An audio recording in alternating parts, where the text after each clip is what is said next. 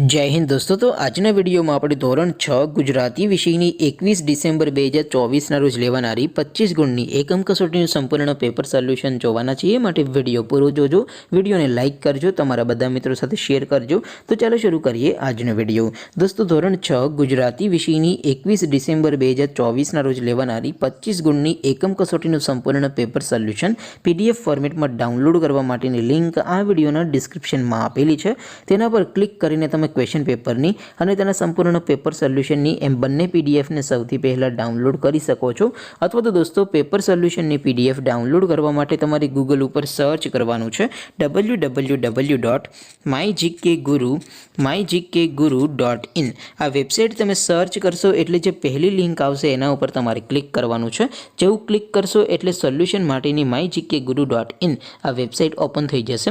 Website open थया पछी तमे स्क्रॉल करीने थोड़ाक नीचे जशो तो त्यां तमने एकम कसोटीना सोल्यूशन माटेना धोरण वाइज लीला रंगना बॉक्स जोवा मळशे।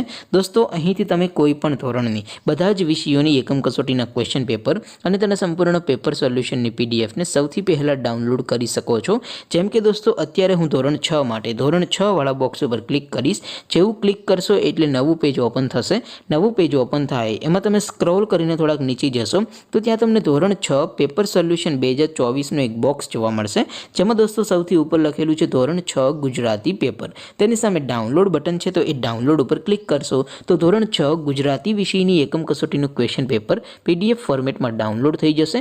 तेनी नीचे लखेलुं छे धोरण 6 गुजराती सोल्यूशन। तेनी सामे पण डाउनलॉड बटन है तो ये डाउनलॉड पर क्लिक करशो तो धोरण 6 गुजराती विषयनी एकम कसोटीनुं संपूर्ण पेपर सोल्यूशन पीडीएफ फॉर्मेट में डाउनलॉड थई जशे। तो दोस्तों आवी रीते तमे धोरण 6 ना बधा विषयोनी एकम कसोटीना क्वेश्चन पेपर अने तेना संपूर्ण पेपर सोल्यूशननी पीडीएफ ने www.mygkguru.in आ वेबसाइट पर डाउनलॉड कर सको छो।